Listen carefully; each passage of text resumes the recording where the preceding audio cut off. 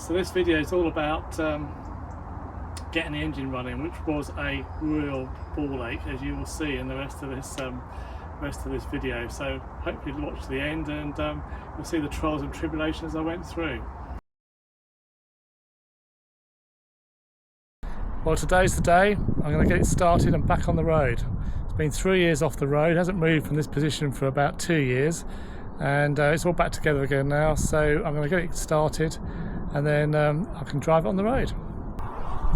Well, the first thing to do is check all the fluids. So I've topped up the radiator, checked the oil, and now I need to take spark plugs out because I want to turn the engine over, get the oil pressure up, make sure the oil's all going round before I attempt to start. I said it hasn't been started for about a year, I guess, so it might take a bit of getting going.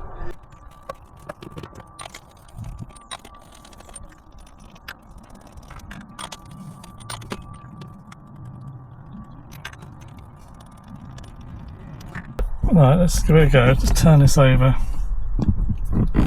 So hopefully you can see the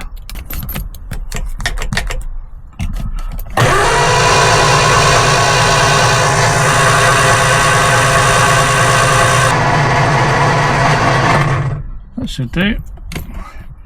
So we've got oil pressure. Hopefully you saw that. I don't know whether there's a reflection on the gauge. I'll do it again just in case you didn't see it.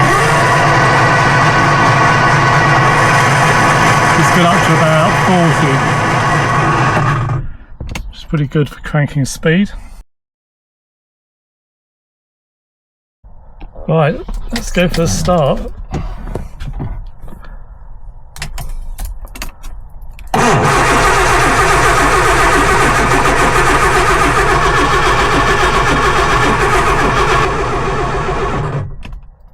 Nothing.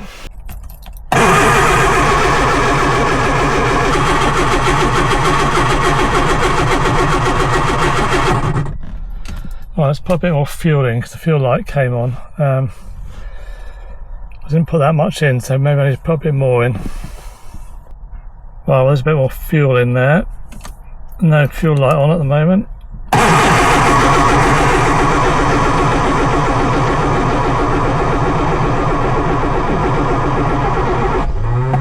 Almost.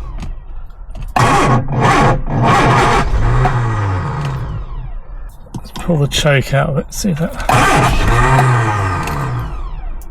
It's trying.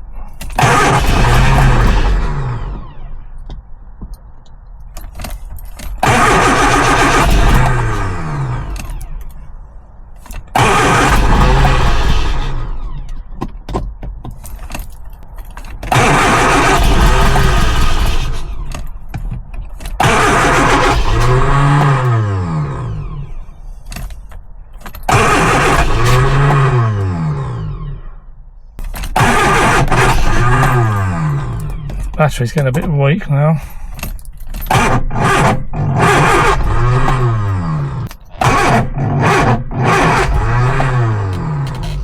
Well, I'm going to have to charge the battery up. Well, I've got a major problem. The head's leaking in the back. You can see that. I don't know if you can see the drops coming out. There was also water in here, which I think that's come through the where the filler cap is. I left it off over the winter, and I think some rain has got in there, so it's like emulsion down there. I bore escaped all the bores, and they look okay. I don't think there's any water in the bores, but this is a bit of a problem. I've also got drips underneath, which you can see, which I don't know whether that's coming from the back of the block there and just running down the exhaust pipe, or it's actually the heater matrix leaking. But there's a lot of water coming out of there, and there's not much coming out of the head, so I think that's probably the heater matrix. So unfortunately I think it's head off time. And when the head's off, I'll check that heater matrix, What a bugger, eh? Unfortunately, I think it's head off time. I did the right procedure, tying the bolts down in order, started it up, heated it up, then retorqued them. But it still leaked. I've just torqued them again to see if there was anything there that I'd missed. So but none of that worked. Well, I've taken all the ancillaries off, as you can see, so the head's ready to come off. But before I do that, I'm going to mark the position of the cams and the crank, because it took me a long time setting up this cam timing when the engine was out of the car, and it's going to be a nightmare having to try and do it in the car. So I'm going to make sure it's properly recorded where everything is before I disturb anything. The actual marks, the old Lotus marks, are lining up quite well. I've got my top dead centre gauge thing in, which tells me when I'm top dead centre, so I put it on top dead centre on the firing stroke. So yeah, so all I need to do is mark the positions of all these. So that's the marked. Mark the chains, mark the chain wheels, marked the two original Lotus nicks in the chain wheels as well on the inside there. Just put a bit of black on the top dead centre mark there. So yeah, ready to go now. Well, let's head off. And you can see up there, you can see where it was leaking. It's all around there. So between that waterway and outside, this is oil here. So I think that was probably all right, that one. Unfortunately, it's not gone into the bores. That one's looking a bit rusty, but as is that one. That's got a bit of rust. Or maybe it's just copper slip, I don't know. Well, there's the head. Gasket's still on. You can see here, doesn't look like this gasket has been breached here, so it must be between. Well, it's a bit hard to tell because it looked on the head block, didn't it, as if it'd been going here. We can't see any marks here. So whether it's actually, there's a problem with the head there as well, I don't know. It's a bit of gunge, but then you expect that. So there we are. So let's get this gasket off and then see what's underneath there. Well, there's the gasket off. And again, there's no obvious signs. That's just where the port's there. Well, it was on this edge that it was leaking water. Nothing obvious. Well, there's the head exposed. But there's some discoloration around here, but that sort of coincides with the gasket opening by and large. There's a little bit on the edge here. I've put a straight edge across there. Can't see any difference in surface heights there. I did do that before I put the head on the first time, so I couldn't see anything then, but I'll clean this up with a razor blade and see if that improves it at all.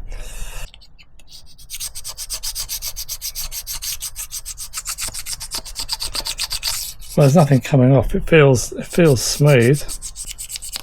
Well, I painted this head. This paint here, I painted it after it was back on the engine, so it's not as if it's been sitting up on a bit of paint or anything like that. So there's a bit of a burr there. See there, just there, where the tip is. So take that off.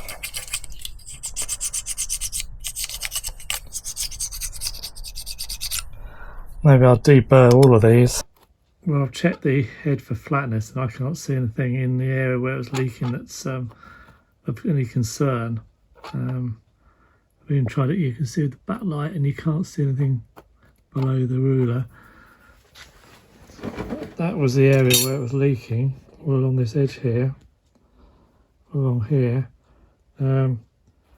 The gasket is from my thumbnail back towards me to outside of the head, and that surface, although it's got a bit of discoloration, isn't too bad. I can't see any leaks there. It's also leaking up here, so I think it's just the problem with the head not being sitting down properly for some reason. I've had a look at the block and the block's the same. You can see the marks on the block where the water was actually leaking under the gasket. But again, I've tried it for flatness. It seems okay. Ideally I'd have this all skimmed, but I don't want to do that for now. if this doesn't work, then maybe I'll have to take it off again and get the block skimmed and get the head skimmed. But anyway, I'm going to go with this at the moment and see how it is.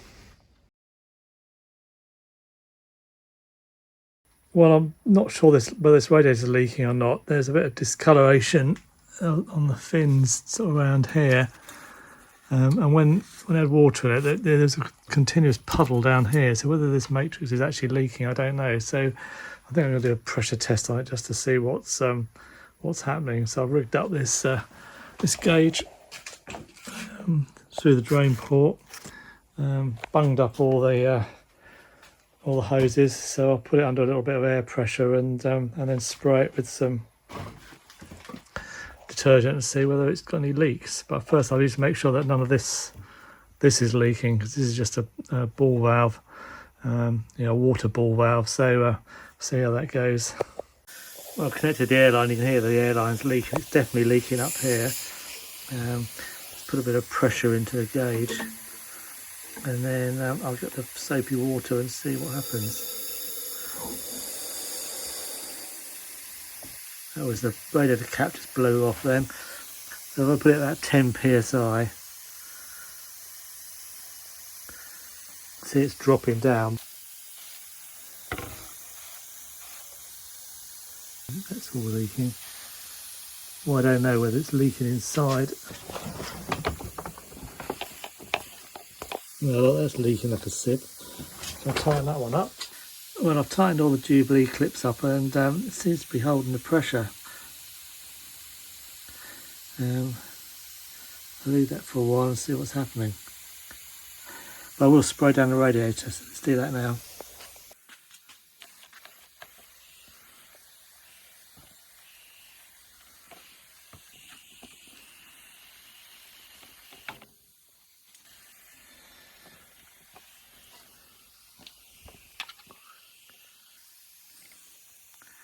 It is slowly dropping.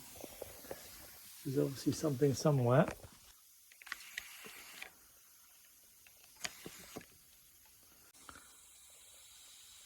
Still this, it's still this leaking. Right, I have to do this even tighter and see if that makes any difference. Well, that's after 10 minutes, 5 minutes, and it's almost not dropped at all. It's hardly even moved. However, as you can see here, there is a very slight leak around the thermostat setting switch there. So I have to do something about that. But the good news is it looks like the radiator cool's okay. Obviously I've got to be very careful of these hoses when I put the thing back in the car. Well, I'm just going to pressure test the heater matrix and the hoses. So I've blanked off that end up there. There's the two connections onto the heater matrix. I'm just going to put some pressure in here and see what happens. I've put some soapy water around. Not too much pressure in it. I don't really want 40 psi on there, but anyway. Well, it doesn't seem to be dropping at the moment. So I'll put some soapy water around and see if there's leaking that I can see.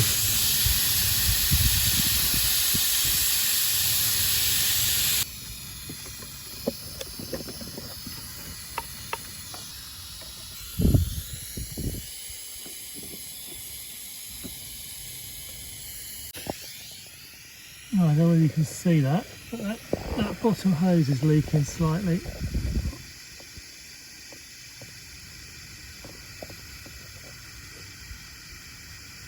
So I'll tighten that up and see if that makes any difference. Right, I've tightened the hose up, so I'll leave this for 10 minutes and see what happens. Well, I found some more leaks, and I've lost a bit of pressure, but I'm going to leave it at that, and I'll leave this now for 10 minutes and see whether it's okay or not. So it's just over, what, 24 and a half, isn't it? It's not leaking out of there either, so all this lot leaked. So I've tightened it all up, but I think the rest of it seems to be pretty okay. So that's been, well, nearly 15 minutes now. Look, and it hasn't budged. So I think that's a success. So I just need to disconnect all this and put the head back on.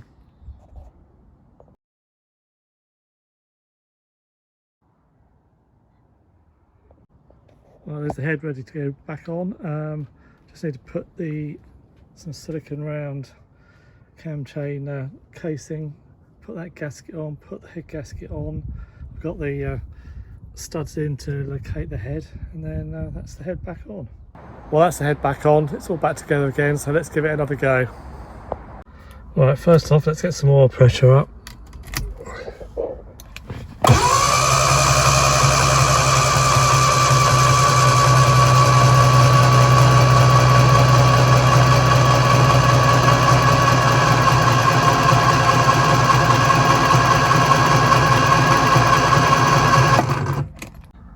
Well, that's good. So let's put the spark plugs back in and give it a go and see if it will start.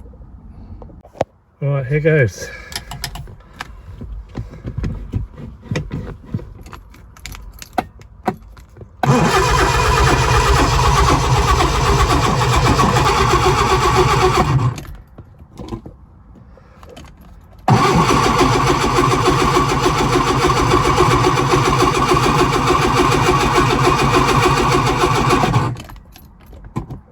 Well, that's not working. Let's go and see if we've got the sparks and things.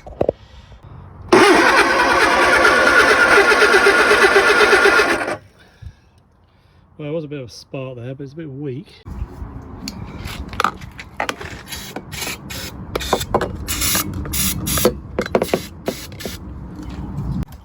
Alright, with a bit of easy start in there, let's see if that makes any difference.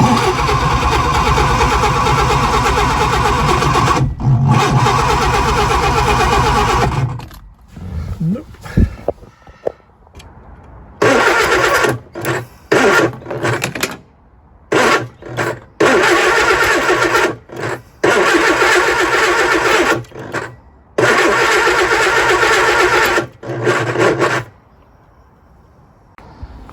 Right, well, I've taken the plugs out again, and they're not very wet. I don't think it's getting enough fuel through, so I've put some more petrol in. It might just be low on petrol. Let's hope it's something as similar as that. So let's give it another go.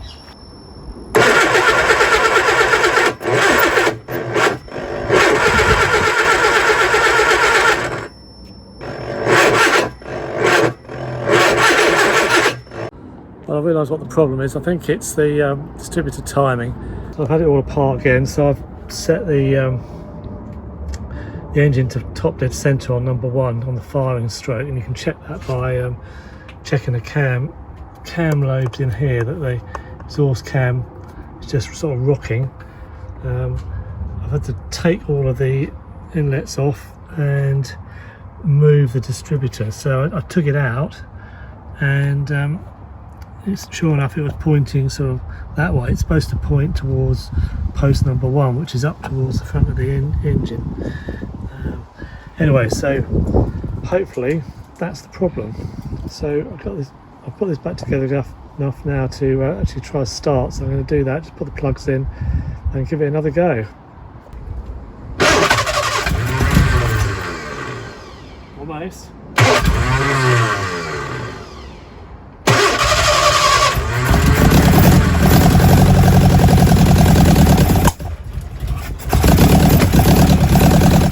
Well, moving the distributor certainly seemed to work. It's running, as you can hear, it's running pretty rough, so now I need to just check the timing with the timing marks in the front of the engine. Well, I've got the strobe set up, as you can see, and we need to get the timing marks to line up. So there's the V and the pulley on the end of the crankshaft, so the red arrow and the white arrow need to line up. So the distributor, I need to turn more clockwise. It's reached the limit on the securing bolt, so I'm going to have to slacken off the clamp and then turn the body of the distributor a bit more clockwise. Right, before I move this distributor, I'm just going to mark its current position, so let's do that now. Not the best of marks, but at least it is marked. So you see somebody's welded up that bracket. It's obviously split or had some problem with it in the past. I'll probably need to remake that bracket and adjust the thing. Anyway, let's persevere this for the moment. So now I'll slacken off that bolt and we'll see if we can get a better tune. I've turned the distributor clockwise a few degrees. Let's see whether that's any better. Well, it's a bit better. It's running a bit better now that I've retimed it. But yeah, it's missing every now and again, as you can hear. And also, although it revs quite freely, popping and banging a bit, but it revs quite freely stationary. When you actually drive it, it's got no power. It picks up to about 2,000 RPM, and then there's absolutely nothing. It misfires or what have you.